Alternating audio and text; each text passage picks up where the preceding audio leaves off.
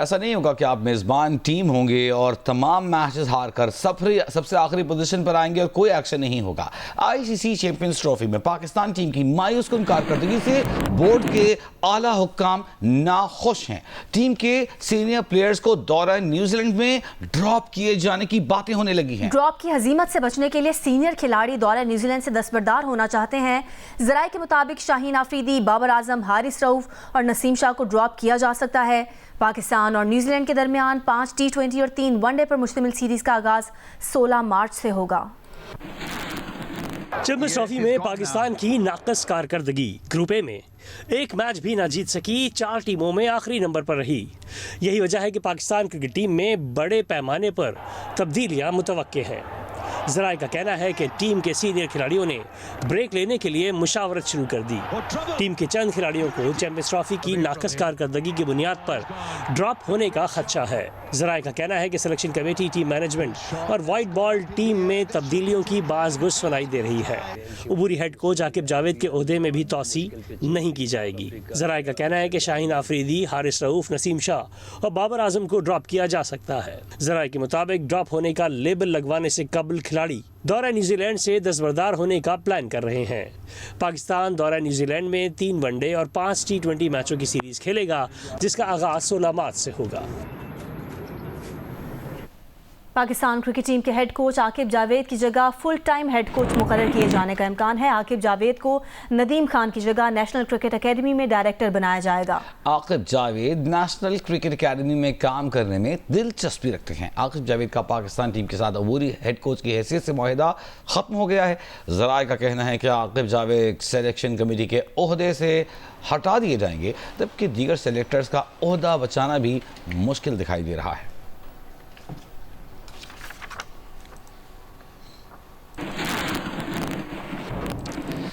और अब बात करेंगे कराची के इलाके बोर्ड बेसन में असलहे के जोर पर गुंडागर्दी करने और तशद्दुद के वाक़े में मुलव्वस मरकजी मुलजिम को छोड़कर दीगर मुलजिमान में से 2 गार्ड्स गिरफ्तार कर लिए गए हैं। नुमाइंदा जियो न्यूज़ काशिफ मुश्ताक हमारे साथ मौजूद हैं। काशिफ, इसमें मरकजी मुलजिम तो शाहजैन मरी है, वो ताहाल फरार हैं, क्या कार्रवाई की जा रही है पुलिस की जानिब से उन्हें पकड़ने के लिए?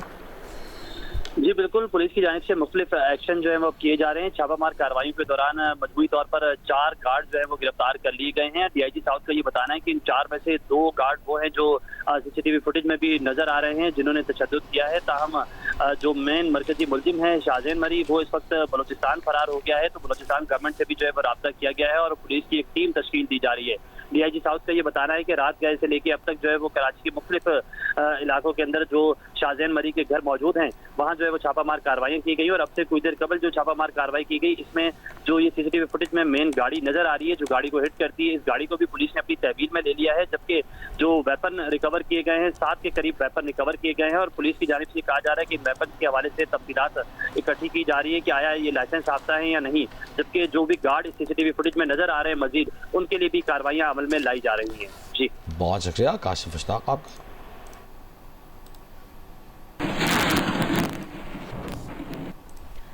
पेशावर में मरकजी रूयत हिलाल कमेटी का इजलास आज होगा। रमज़ान मुबारक का चांद देखने के लिए इजलास शाम को होगा। इजलास की सदारत मरकजी चेयरमैन रूयत हिलाल कमेटी मौलाना अब्दुल खबीर आज़ाद करेंगे। इजलास में दीगर मरकजी अरकान, उलमा, स्पार्को और महकमा मौसमियात के एहलकार भी शरीक होंगे। महकमा मौसमियात के मुताबिक मौसम अब्र आलूद होने के बायस आज रमज़ान मुबारक का चांद नजर आने के इम्कानात कम है। ग़ुरूब आफ्ताब के वक्त चांद की उम्र तकरीबन 12 घंटे 45 मिनट होगी। अभी आपको बराह रास्त लिए चलते हैं। तर्जुमान दफ्तर खारजा हफ्तावार ब्रीफिंग दे रहे हैं। Multilateralism and called for upholding principles of the UN Charter, including self-determination, the non-use of force, respect for sovereignty, and the peaceful resolution of disputes. The Deputy Prime Minister and Foreign Minister expressed deep concerns over the grave situation in occupied Palestine and Gaza and the Indian illegally occupied Jammu and Kashmir. On the sidelines of the UNSC meeting, the Deputy Prime Minister, Foreign Minister met the members of Political Bureau of CPC Central Committee and Minister of Foreign Affairs Wang Yi, United Nations Secretary General Antonio Guterres, Vice Minister of Foreign Affairs of the Kingdom of Saudi Arabia, Engineer Walid Abdul Karim Al Khareji, and Foreign Minister and Minister of Trade of Hungary. During the meeting, both sides exchanged views on multifaceted areas of cooperation. Global and regional issues of shared interest were also discussed. DPM and the Foreign Minister also addressed permanent representative of members of the Organization of Islamic Conference on the sidelines of the ministerial meeting. During his engagement and interaction with the Pakistan community in New York, he highlighted Pakistan's progress in combating terrorism, strengthening economic stability, and fostering a secure and business-friendly environment. Director General of the International Atomic Energy Agency, Rafael Mariano Grossi, visited Pakistan on 12th-13th February 2025. During the visit, DGIAEA called on the Prime Minister and Deputy Prime Minister. Director General Grossi also met with the Chairman of Pakistan Atomic Energy Commission and the Chairman of Pakistan Nuclear Regulatory Authority. He participated in the international conference organized by Pakistan chapter of Women in Nuclear Field, visited the Institute of Nuclear Medicine and Oncology, Lahore, and an under construction Chashma Power Plant Unit 5 or C5. The second round of Pakistan-UK counter-terrorism dialogue took place in London from 17th to 18th February 2025. Pakistan delegation was led by Director General for Counter-Terrorism, Ambassador Abdul Hamid, and the UK side was headed by Joint Director for National Security, Foreign and Commonwealth Office, Kitty Jenkins.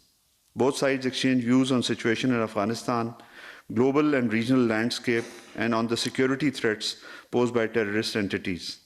The talks included the exchange of best practices in the area of law enforcement, security, criminal justice, rule of law, countering financing for terrorism, and capacity building. Pakistan and the European Union held their 9th counter-terrorism dialogue in Brussels on 20th February 2025. The respective delegations were led by Director General for Counter-Terrorism, Ambassador Abdul Hamid, and Director for Security and Defense Policy at the European External Action Service. The two delegations discussed cooperation on counter-terrorism, condemned terrorism in all its forms, and reaffirmed their commitment to fight against it. The fourth round of Pakistan-Japan counter-terrorism consultations were convened in Tokyo on 26 February 2025.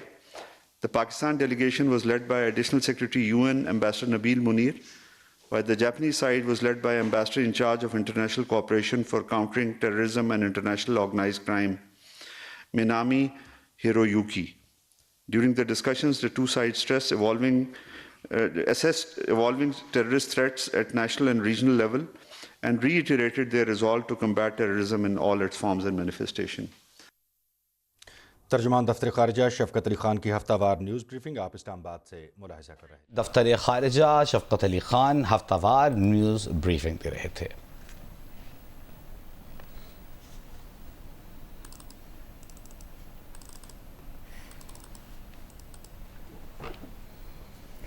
पाँच फरवरी को Libya कश्ती हादसे में जाम बहक होने वालों में से 6 अफराद की मैयतें पेशावर से हेलीकॉप्टर के जरिए पारा चनार पहुंचा दी गई हैं। मजीद बता रहे हैं नुमाइंदा जियो news Ali Afzal Afzal.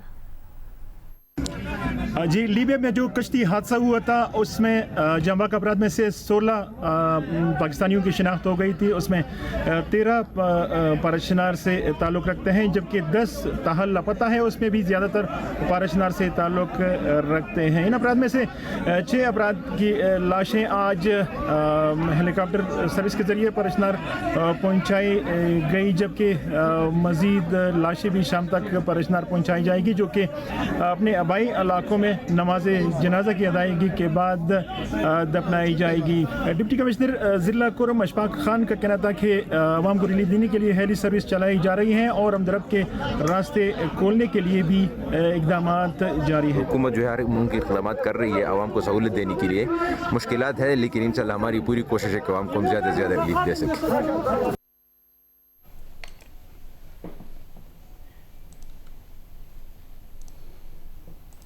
ICC champions trophy में ऑस्ट्रेलिया और अफगानिस्तान की टीमों के दरमियान ग्रुप बी का अहम मैच अब से कुछ देर बाद लाहौर में खेला जाना है। लाहौर में मौसम की क्या सूरत हाल है, लोग डरे हुए हैं कि बारिश ना हो जाए। सोहेल इमरान से जानते। सोहेल, जी, लाहौर का मौसम इस वक्त बड़ा खुशगवार है, बादल छाए हुए हैं और दर्जा हरारत 15 सेंटीग्रेड है। कुछ इलाकों में बूंदाबांदी की इतलात मिल रही हैं, लेकिन जो बारिश का स्पेल था उसमें कमी वाक़ई हुई है और आहिस्ता आहिस्ता बारिश का जो एक स्पेल है वो खत्म होता जाएगा और मौसम क्लियर होता जाएगा, जो कि शायकीन क्रिकेट के लिए एक खुशखबरी है, क्योंकि आज चैंपियंस ट्रॉफी के सिलसिले में ग्रुप बी का एक अहम मैच खेला जा रहा है यहाँ पर कदाफी स्टेडियम में। ऑस्ट्रेलिया और अफगानिस्तान की टीमों के दरमियान दोनों टीमें चाहेंगी कि वो इस मैच में कामयाबी हासिल करें। बूंदाबांदी क्योंकि जारी थी कुछ देर पहले तक, इसलिए कवर्स नहीं हटाए गए स्क्वायर से कदाफी स्टेडियम की ग्राउंड के, लेकिन जो आउटफील्ड है वो गीली थी और रात भर बारिश होती रही है। उसकी वजह से अब ग्राउंड स्टाफ ने ग्राउंड खुश करने का जो है सिलसिला वो भी शुरू कर दिया, लेकिन इम्कान यही है कि मैच जो है वो ज्यादा मुतासर नहीं होगा लाहौर के मौसम की वजह से। जी, वादी नीलम में 4 रोज से जारी बर्फबारी से पहाड़ वादियां बर्फ से ढके खूबसूरत मंजर पेश कर रही हैं। मवासलात का निज़ाम दरम बरहम हो गया है, शहरियों को मुश्किलात दरपेश हैं। मजीद बता रहे हैं नुमाइंदा जियो न्यूज़ ख्वाजा फैयाज हुसैन। वादी नील में गुज़श्ता शाम से जारी तूफानी बर्फबारी का सिलसिला थम गया। मतलब अब आलूदा पहाड़ बर्फ से ढके, बर्फपोश वादियां खूबसूरत मंजर पेश कर रही है। मैं इस वक्त मौजूद हूँ वज़ीली हेडक्वार्टर ऑफ मकाम में। इस साल पहली मरतबा बर्फबारी हुई है। भारी बर्फबारी के बायस शारदा ताबट मरकज़ी शारदा नीलम समेत मुतअद्दिद राब्ता सड़कें बंद पड़ी हैं। शारदा नीलम पर फिसलन के बायस ट्रैफिक की आमदरफ्त महदूद है। ट्रांसमिशन लाइनें गिरने से बिजली इंटरनेट मौसलात का निज़ाम दर बरमौका रह गया। रोजमर्रा मामलात मुतासर हैं, लोग घरों में महसूस होकर रहेंगे। सेहत मकामात अड़ंग केल टॉबाट ग्रेस शोंटर सुरगुन जगराव वैली में 3 फुट, जबकि पहाड़ों पर 5 फुट से ज्यादा बर्फ पड़ चुकी है। महकमा मौसमियात के मुताबिक बारिश और बर्फबारी का सिलसिला आज शाम तक थम जाएगा, जबकि जिला इंतजामिया की तरफ से मुतासरा इंफ्रास्ट्रक्चर को बहाल करने के लिए ऑपरेशन का आगाज कर दिया गया है। जी, नीलम की सूरत हाल आपने जानी। वादी क्वेटा समेत बलूचिस्तान के मुख्तलिफ इलाकों में बारिश का सिलसिला थम गया है। मौसम की सूरत हाल बता रहे हैं नुमाइंदा जियो न्यूज़ शहाब उमर। शहाब, आज वादी क्वेटा में गुज़श्ता रोज़ बारिश के बाद आज मतला साफ़ है, धूप निकली हुई है, हल्की सर्द हवा चल रही है और दर्जा हरारत में कमी आई है। कम से कम दर्जा हरारत आज सुबह 4 डिग्री सेंटीग्रेड रिकॉर्ड किया गया। बलूचिस्तान के दीगर शुमाली इलाकों में भी दर्जा हरारत में कमी रिकॉर्ड की गई है। गुज़श्ता 24 घंटों के दौरान कलात में सबसे ज़्यादा 40 मिलीमीटर बारिश रिकॉर्ड की गई। क्वेटा में 13 मिलीमीटर, बारकार में 11, लोरलाई में 7 और ज़ियारत में 5 मिलीमीटर बारिश रिकॉर्ड की गई। इसके अलावा दालबंदे, NCP, मुस्लिम बाग और दीगर इलाकों में भी बारिश हुई। मुमताज़ तालीमी माहिर और करियर काउंसलर सैयद आबिदी का कहना है कि एजुकेशन कंसल्टेंसी ऐसी इंडस्ट्री और कारोबार बन चुका है जिसके लिए कानून साजी और SOPs का तय होना बहुत ज़रूरी है, ताकि बच्चों की सही समत में रहनुमाई करते हुए उन्हें बेहतर तरीके से गाइड किया जा सके। लाहौर से उम्मे फरवा की रिपोर्ट देखते हैं। लाहौर के मकामी होटल में हुई एजुकेशन कंसल्टेंट्स की 5वीं सालाना कॉन्फ्रेंस। मारूफ कैरियर काउंसलर सैयद आबिदी समेत दीगर माहिरीन ने शिरकत की। सैयद आबिदी के कॉन्फ्रेंस से खिताब और जियो न्यूज से गुफ्तगू में कहना था कि कराची से पेशावर तक 10,000 से ज्यादा एजेंट्स काम कर रहे हैं। सबको साथ मिलाकर एक ऐसा प्लेटफॉर्म बनाने की जरूरत है जिससे मुल्क और कौम के बच्चों की दुरुस्त सिमत में काउंसलिंग की जा सके। एजुकेशन कंसल्टेंट को सरपरस्ती और रहनुमाई की जरूरत है। सैयद आबिदी ने कंसल्टेंट्स के लिए SOPs तय करने और गाइडलाइन के तयन पर भी जोर दिया। हमारा मकसद ये है कि हम इसमें डिस्टिंग्विश कर सकें कि जो प्रोफेशनल्स हैं, जो वाकई इस काम में हैं, उनकी वो ट्रेनिंग हो जाए, ताकि ये जो स्टडी अब्रॉड है ये एक ऐसा डोर न बन जाए जिसकी वजह से लोग यहाँ से इल्लीगली चले जाएं या फेक डॉक्यूमेंट्स पे चले जाएं, या ये एक तरह से ह्यूमन ट्रैफिकिंग का डोर समझा जाए या रास्ता समझा जाए। तो इसके ऊपर भी रेगुलेशन की ज़रूरत है और ये चीज़ें इसमें डिस्कस हो रही हैं। लाहौर चैम्बर के सीनियर नायब सदर इंजीनियर खालिद उस्मान का कहना था कि दुनिया बहुत तेजी से बदल रही है, तेजी के साथ जदीद टेक्नोलॉजी आ रही है। एक सर्वे रिपोर्ट के मुताबिक 70% से ज्यादा बच्चे बैरून मुल्क पढ़ना चाहते हैं। इन हालात में एजुकेशन कंसल्टेंट्स पर भारी जिम्मेदारी आयद होती है कि वो बच्चों की दुरुस्त सिमत में रहनुमाई करे। कैमरामैन मोहम्मद सादिक के साथ में फरवा, जियो न्यूज़, लाहौर।